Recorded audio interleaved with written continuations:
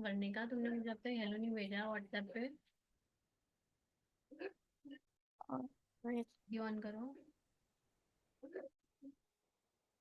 Unmute करो।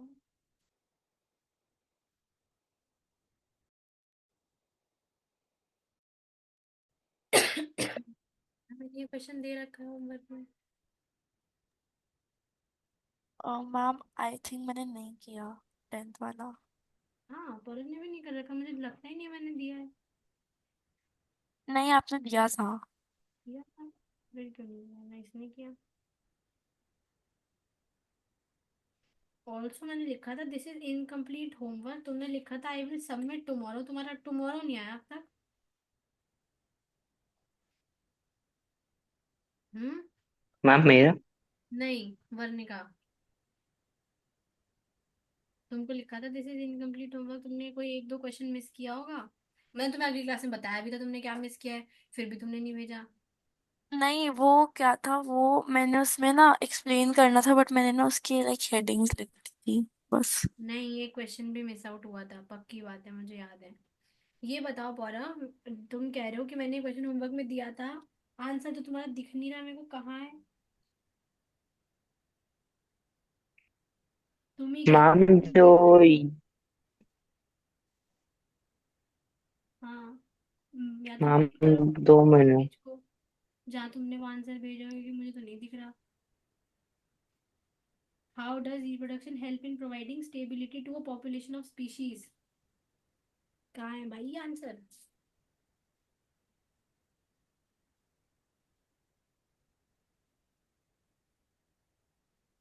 ढूंढ के बताओ। मुझे नहीं मिला, मैंने सारे पेज चेक कर लिए। मैम जो ये why is variation beneficial to the species but not essential necessary for the individuals, और ये दोनों सिमिलर ही तो हैं। सिमिलर है तो मैम क्योंकि इंडिविजुअल उसके अंदर मैंने वो वाला पॉइंट। साइज वालों ने अलग अलग क्यों दिए?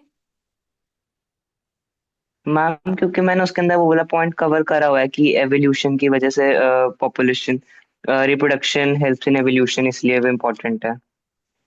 तो अगर सेम क्वेश्चन है तो एनसीईआरटी वालों ने इन टेक्स्ट में और बैक साइज में अलग अलग क्यों दिया है?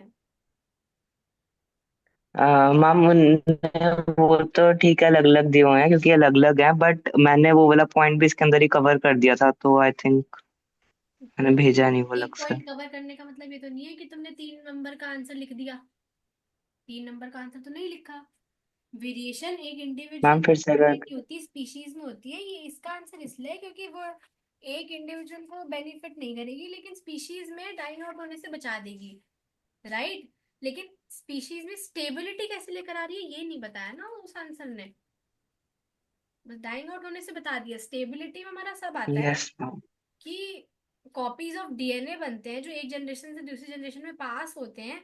ये जो कॉपिंग ऑफ डीएनए है, ये जो कंसिस्टेंसी के साथ ये कॉपिंग ऑफ डीएनए हो रहा है, this is important for the maintenance of body design feature. जो तुम्हारा बॉडी डिजाइन है, वो तुम्हारे यस मैम। ऑफस्प्रिंग्स का है, वो तुम्हारे पेरेंट्स का है ना? तो ये जो कंसिस्टेंसी चल रही है बॉडी डिजाइन में, why due to the copying of DNA जो कंसिस्टेंटली हो रहा है, ये एक ये है स्टेबिलिटी जो एक स्पीशीज में चल रही है। स्टेबिलिटी क्यों मेंटेन हो पा रही है स्पीशीज में? इस रीजन की वजह से। ये स्टेबिलिटी का आंसर है, यस मैम। जो कि वेरिएशन का आंसर नहीं है। Why is variation yes beneficial to ma'am. Species but not to an individual का आंसर ये नहीं है। राइट बनने का। Yes ma'am. मैम तो फिर आंसर ऐसे रहेगा ना, variation is useful for the survival of species over time, the surviving organism may reproduce to develop population which is adapted or suited to the varied conditions. Hence, variation is beneficial to species but not to the individuals. हाँ, वो variation वाले का सही है। Okay, ma'am. इसका मैं लिखवाऊं फिर? अगर तुम्हें कोई प्रॉब्लम है इस वाले का आंसर लिखने में, स्टेबिलिटी का लिखवा दूंगी मैं अच्छा सा आंसर। Yes, मैम दोनों में कंफ्यूजन हो रही है। पहले वाले का तुमने लिखवाया था ना, वेरिएशन वाले का मैंने अपना आंसर भी लिखवाया था तुम्हें, राइट? Yes ma'am. तो इसका भी लिखवा देती हूँ।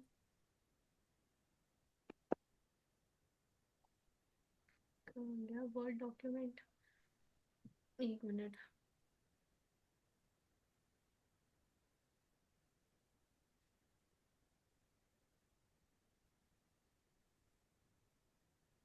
शेयर करती हूँ स्क्रीन।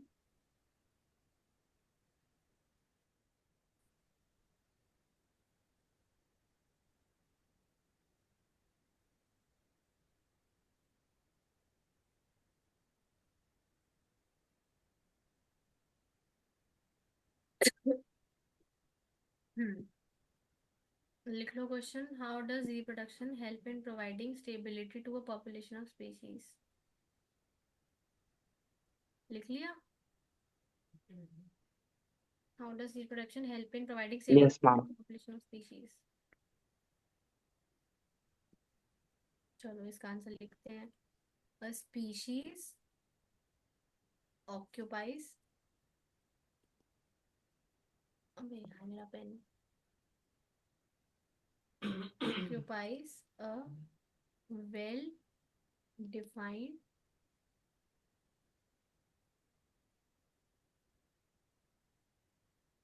niche। बनने का वीडियो बंद कर लो, कुछ हो रहा है मेरे पेन को।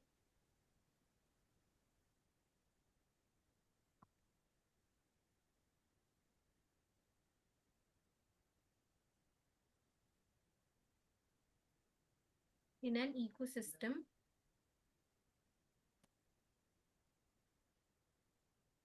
using its ability to reproduce, जब एक ही टाइप की स्पीशीज एक ही प्लेस पे रिप्रोडक्शन करती रहेंगी तो वहां पे उनकी पॉपुलेशन बढ़ जाएगी। वही Yes, था। ma'am. अनम्यूट तो रखो, म्यूट वो वीडियो तो ऑफ करने को कहा था। हाँ बनने का, सही बोला? Yes ma'am. क्या बोला मैंने? Yes ma'am. क्या बोला मैंने? मैम की population.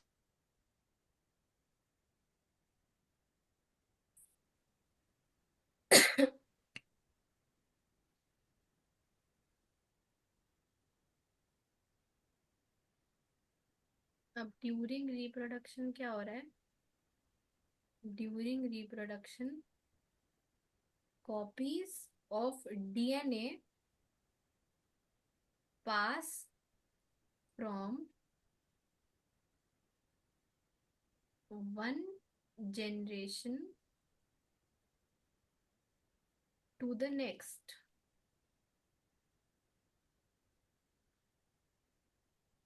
This copying of DNA, this copying of DNA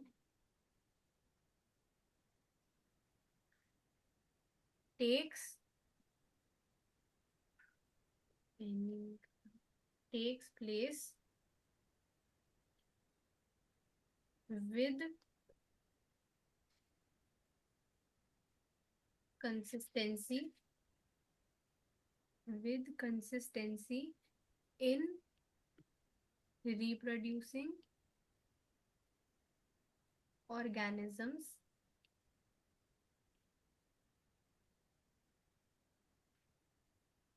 and this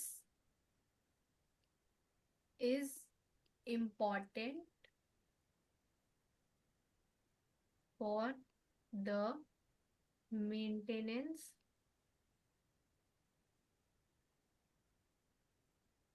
of body design features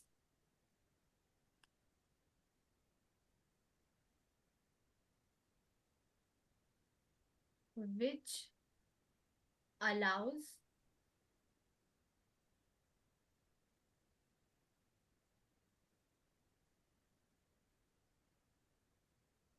the organism to use that particular niche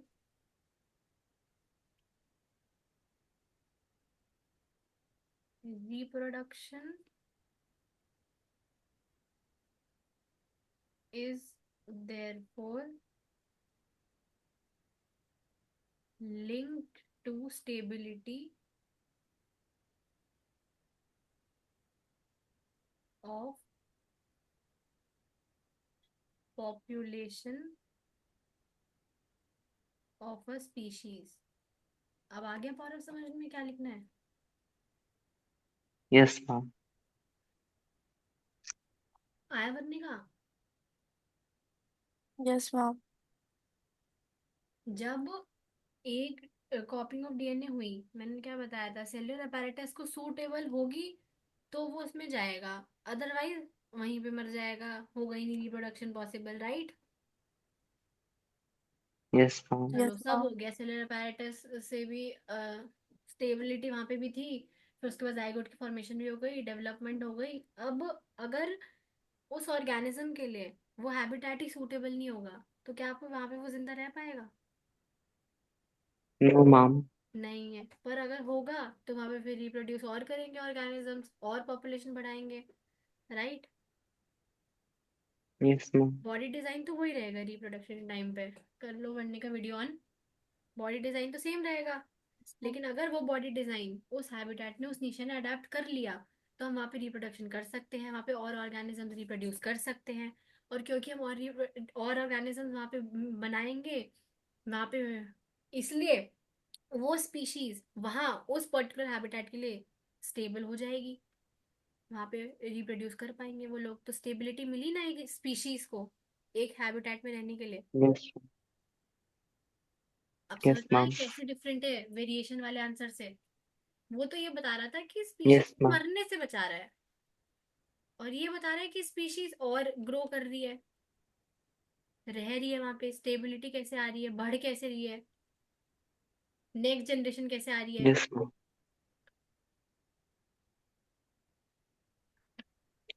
ठीक है बनने का। Yes ma'am. चलो बाकी क्वेश्चन कर लेना, इंटेक्स और बैक साइज वाले बाकी भेज देना करके, homework. Okay ma'am. Charger charger वो, हाँ मुझे 1 मिनट 2 मिनट खोल के दे दे तो। अच्छे चला जाता है आपका सेटिंग सेट पूरा हो गया। लाओ मुझे, 2 मिनट खोल के देती हूँ।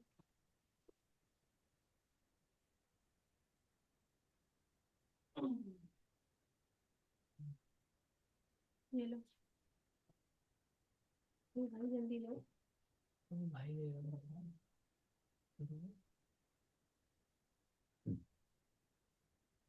हम्म। चलो अब आते हैं मेल रिप्रोडक्टिव सिस्टम पे। ठीक है वीडियो ऑन कर लो,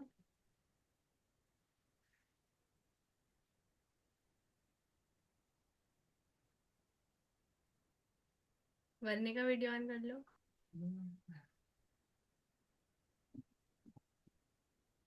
The male reproductive system consists of portions which produce the germ cell and other portions that deliver the germ cells to the site of fertilization.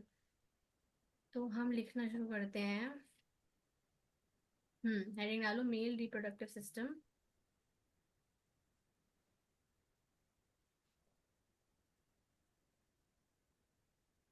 क्या क्या है? एक तो प्रोडक्शन ऑफ जर्म सेल,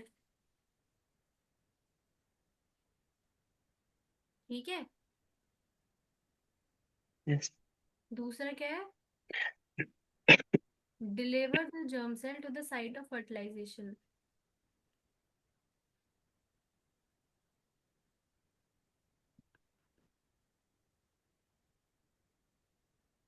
जब पेन काम करता है तो कितनी अच्छी राइटिंग आती है, और जब नहीं करता तो पता ही नहीं, समझ नहीं आता क्या लिख रही हूँ।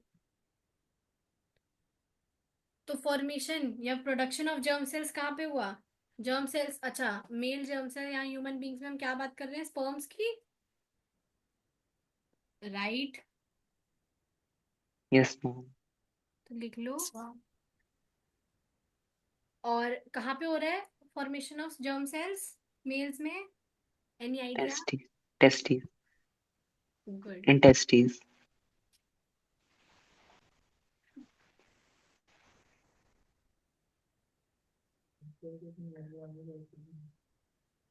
ठीक है। These location,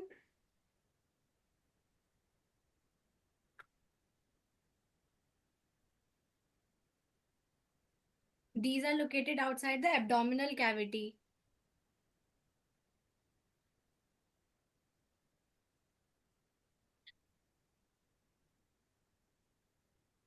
outside the abdominal cavity in scrotum.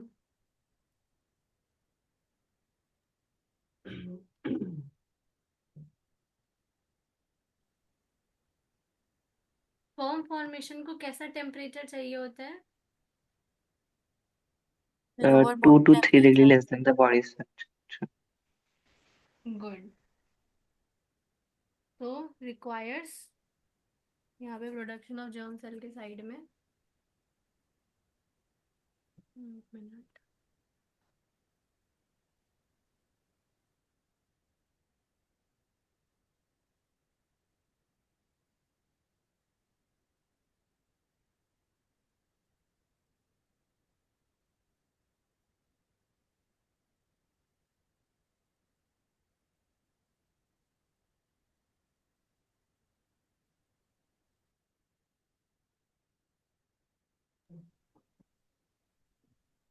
Good.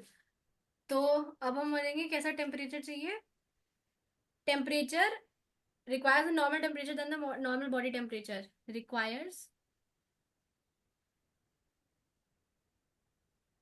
2 to 3 degrees lower than the normal body temperature.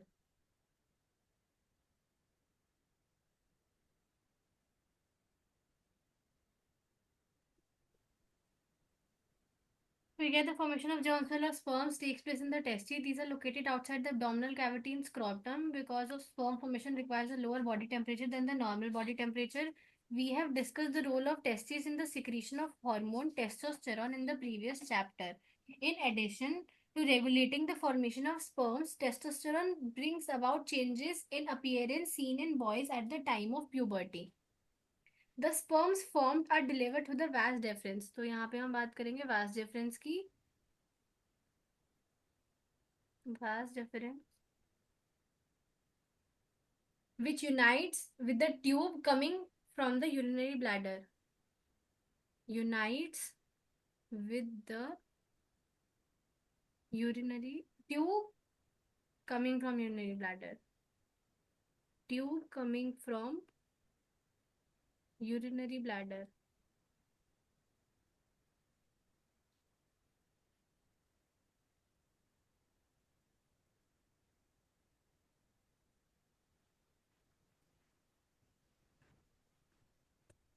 The urethra thus forms a common passage for both the sperms and urine. Along the path of vas deferens, glands like prostate and seminal vesicle add their secretions so that sperms now in a fluid which makes their transport easier, and this fluid also provides nutrition. Acha. The sperms are tiny bodies that consist of mainly genetic material and long tail that helps them to move towards the female germ cell. Underline कर लो sperms की definition. ठीक है, तो male reproductive system में एक production हुआ germ cells का, एक साइट ने टेस्टिस ने प्रोडक्शन किया, एक वास डेफरेंस ने डिलीवर किया to the site of fertilisation. ठीक है, टेस्टिस की लोकेशन बता दी, स्पर्म फॉर्मेशन का टेम्परेचर बता दिया। वास डेफरेंस किससे यूनाइट हुआ Varnika? Tube coming from urinary bladder. और ये कॉमन पैसेज बना, क्या बोला हमने इसका? यूरेथ्रा। Yes ma'am. लिख लो, यहाँ लिख लेते हैं कॉमन पैसेज क्या हुआ फिर finally. Common passage urethra for what? Common passage किसके लिए हुआ ये? Sperms and urine. ठीक है, स्पर्म्स की डेफिनेशन लिख लो। Tiny bodies that consist of mainly genetic material and a long tail that helps them to move forward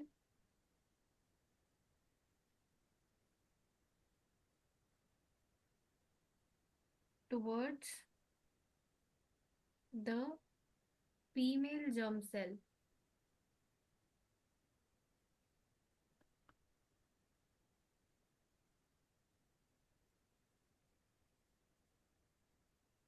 अब क्या है नेक्स्ट हमारे पास, role of seminal vesicles and prostate gland.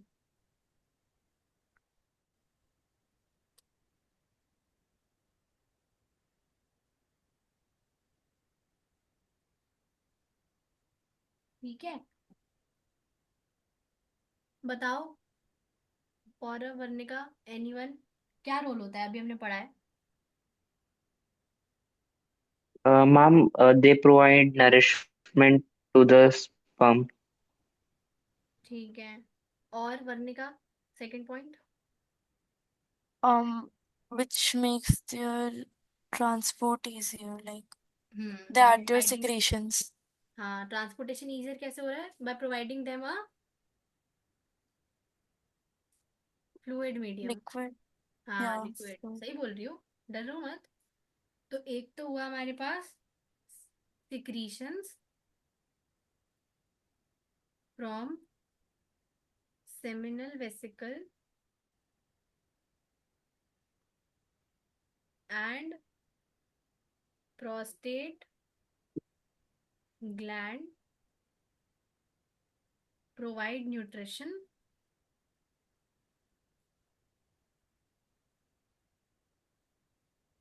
और second this makes transportation easier by providing them a fluid medium।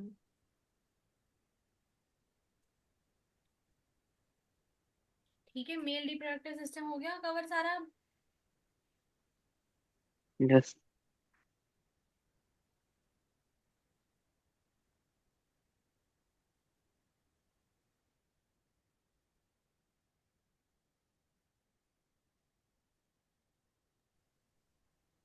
Now female reproductive system. The female germ cells or eggs are made in the ovaries, underline. They are also responsible for the production of some hormones। क्या hormones पढ़े थे हमने पौरा। Ma'am, estrogen. Look at the figure and identify various organs in the female reproductive system। एक और homework है तुम्हारे पास कि draw a well labeled diagram of male reproductive system and female reproductive system। लिख लो होमवर्क में। लिख लिया। Yes, ma'am. क्योंकि ये पेपर में आते हैं, पेपर में पूछते हैं, या तो डायग्राम दे देते हैं और पूछ लेते हैं कि ये वाला कौन सा पार्ट है, ये वाला कौन सा पार्ट है, या फिर डायग्राम नहीं देते तो बोल भी देते हैं कि तुम ही बना दो। जनरली फीमेल रिप्रोडक्टिव सिस्टम का बोलते हैं बनाने को, पर मेल भी आ जाता है, ऐसी बात नहीं है। ठीक है,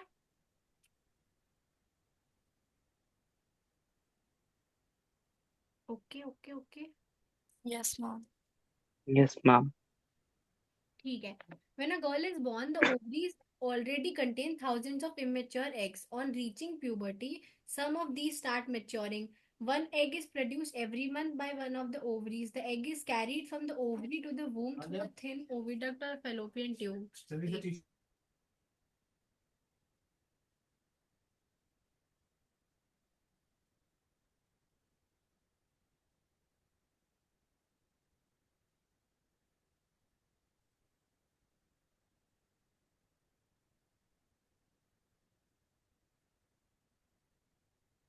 हाँ, so the egg is carried from the ovary to the womb through a thin oviduct or fallopian tube। The two oviducts unite into a elastic bag-like structure known as the uterus। The uterus opens into the vagina through the cervix। चलो तो पूरा इसका भी लिखते हैं। अरे यार, एक मिनट, पेन गड़बड़ कर रहा है फिर से।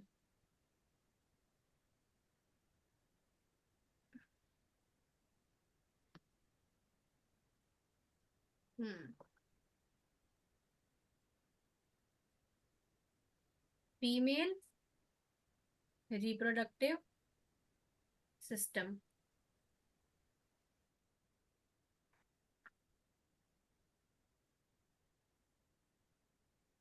पहला फीमेल जर्म सेल,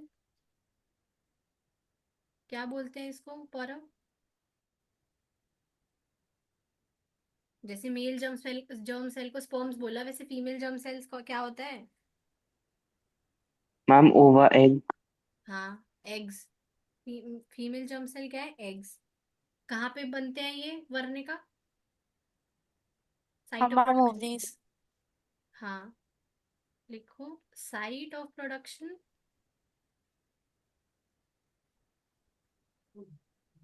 ओवरीज। ओहो, ये पेन ने बर्बाद कर दिया है पूरा का पूरा। Site of production ovaries.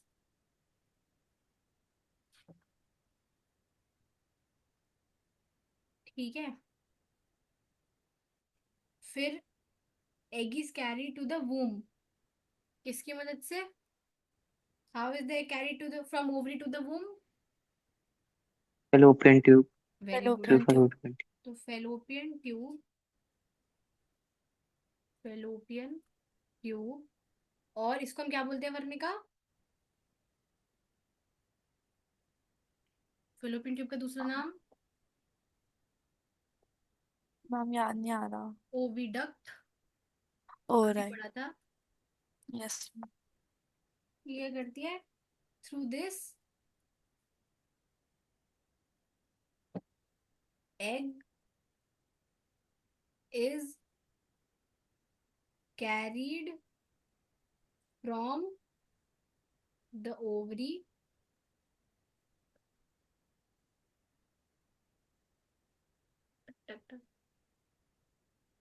to the womb।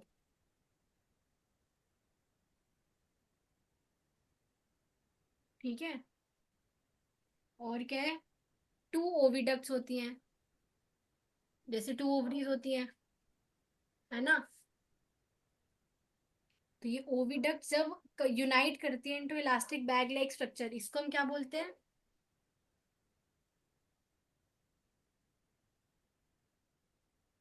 Uterus. ठीक है, एक हमने पढ़ा एग, एक हमने पढ़ा फेलोपियन ट्यूब, एक हम पढ़ रहे हैं यूट्रस।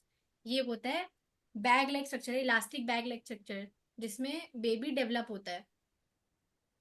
ठीक है। Okay. Hello. Yes yes ma'am. Ma'am. चलो तो लिखो elastic bag like structure, elastic bag like structure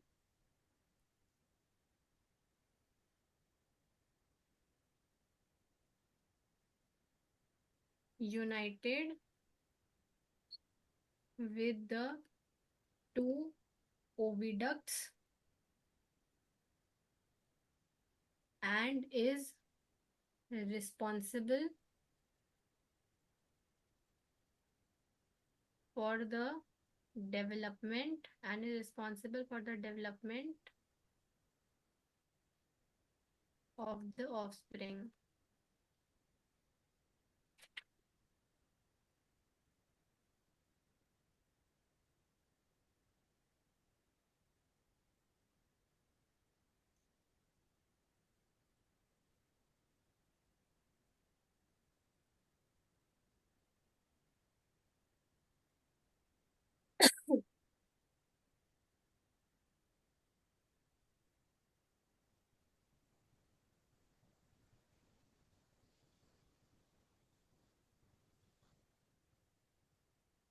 लिख लिया?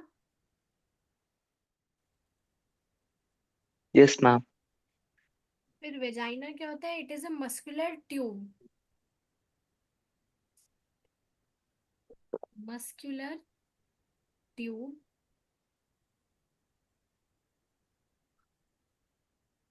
और a passage way to the outside.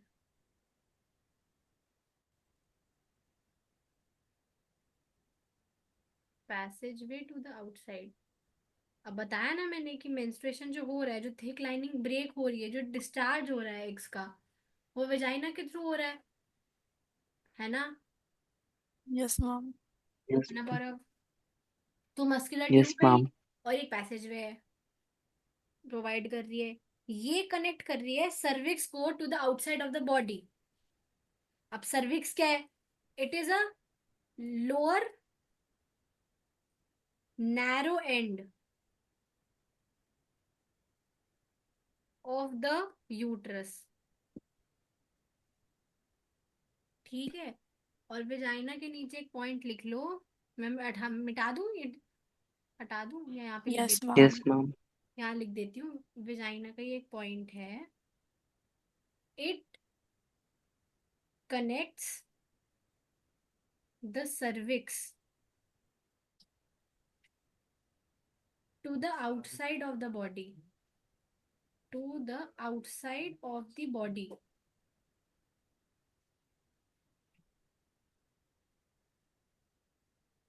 ठीक है। Yes ma'am. तो बना के लेते हैं। ये बनाओ।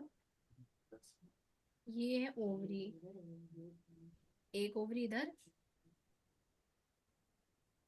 एक ओवरी इधर। ऐसे बनाना।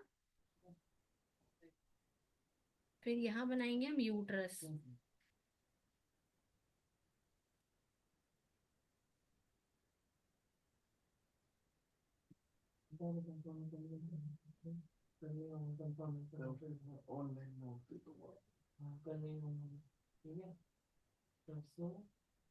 कॉलेज कर लेंगे, सुबह का आ जाएंगे, सारी क्लासेस से पहले आके मॉक देंगे प्रॉपर। ठीक है। तो एक बात बताओ, अगर ये यूट्रस है और यूट्रस की एंडिंग को हम सर्विक्स बोल रहे हैं, तो कहाँ पे होगी वरने का गौरव? इस बारे में नहीं मैं बता दूँ, वो अभी बिजी है ना किसी चीज में, इसलिए। हाँ, बताओ वरने का गौरव। तुम्हारे पास भी तो एनोटेशन करने के लिए ऑप्शन है। बताओ कौन सा पार्ट होगा सर्विक्स?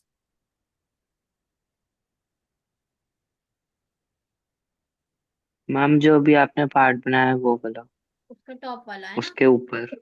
हम्म। Yes ma'am. ये सर्विक्स है क्योंकि ये एंडिंग है यूट्रस की। Yes ma'am. ठीक है। अब जब यूट्रस एक थिक लाइनिंग बनाती है, तो हम वो भी रिप्रेजेंट करेंगे।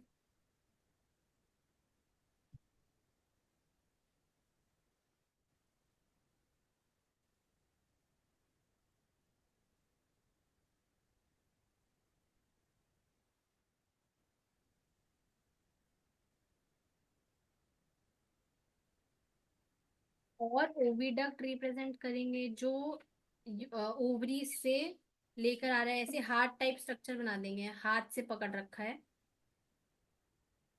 अरे यार मेरा पेन।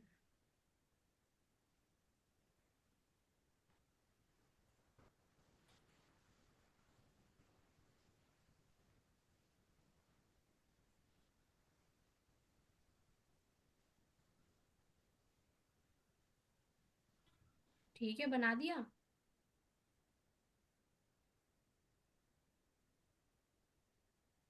Yes ma'am.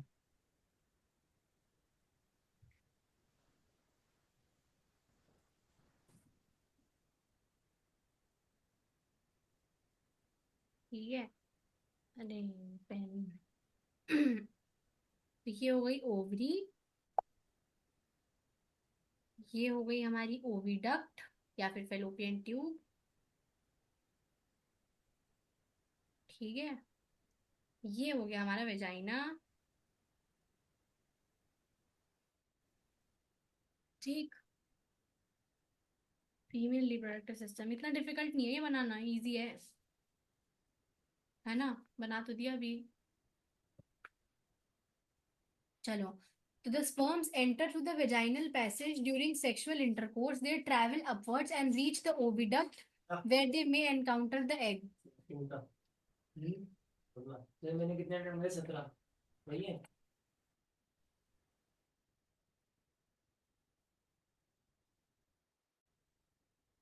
कोऑर्डिनेट के बोलो मत, अभी तो कहा। वेजाइनल पैसेज से स्पर्म्स एंटर हुए, कब? सेक्सुअल इंटरकोर्स के time. They travel upwards and reach the oviduct where they may encounter the egg. तो याद रखना, एनकाउंटर कहाँ किया स्पर्म्स ने एग को? क्या ओवरी में किया? क्या यूट्रस में किया? ओविडक्ट में किया। वेरी इंपॉर्टेंट पॉइंट, यहाँ पे लिख लो। Sperms encounter the egg in the oviduct. ये बहुत इंपॉर्टेंट पॉइंट है, और ये ना 1 मार्कर में आ जाता है गौरव, सच में आ जाता है। यानी कि फर्टिलाइजेशन कहाँ हो रहा है? ना ओवरीज में हो रहा, ना यूट्रस में हो रहा, ओविडक्ट में हो रहा है फर्टिलाइजेशन हमारा। ठीक है? Yes ma'am. The fertilised egg, यानी कि फर्टिलाइज, अच्छा फर्टिलाइज, ये एक पॉइंट हो गया। फर्टिलाइज एग को हम क्या बोलते हैं? Ma'am zygote. Very good. Fertilize egg को हमने बोला zygote. The fertilized egg, the zygote, gets implanted in the lining of the uterus and starts dividing. तो यानी कि fertilization कहाँ पे हुआ? Site of fertilization क्या था? Oviduct, right? You No, okay yes ma'am. oviduct. Uterus implant हो yes रहा है, ma'am. Zygote fertilised egg implant हो रहा है उसमें, यूट्रस में। Yes site of ma'am. Fertilisation uterus नहीं है, ओविडक्ट है। वरने का यस फर्टिलाइजेशन मैम। कहाँ पे होता है? वरने का पता है? Yes ma'am. फर्टिलाइजेशन कहाँ पे होता है पता है? कौन से part? Fallopian tube. Yes, site of fertilization is fallopian tube. Site of fertilization, oviduct. और जब फर्टिलाइज हो जाता है उसके बाद यूट्रस में इम्प्लांट होता है, in the lining of the uterus, and then starts dividing. जब उसे वहां पे नरिशमेंट मिलता है तब इट देन स्टार्ट्स डिवाइडिंग। वर्णी का वीडियो ऑन कर लो। We yes have ma'am. seen in earlier sections that the mother's body is designed to undertake the development of the child. Hence, the uterus prepares itself every month to receive and nurture the growing embryo. This lining thickens and is richly supplied with bloods to nourish the growing embryo. And the embryo gets nutrition from the mother's blood with the help of a special tissue called placenta. तो अब एक चीज और आई, placenta.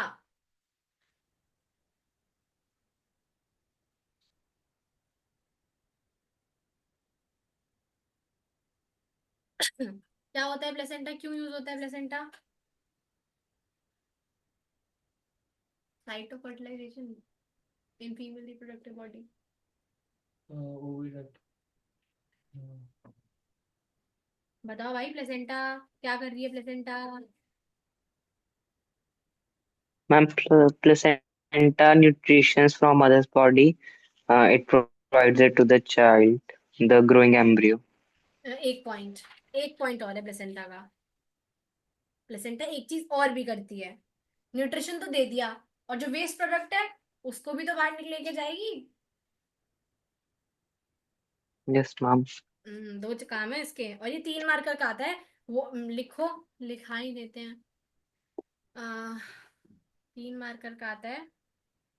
What is placenta?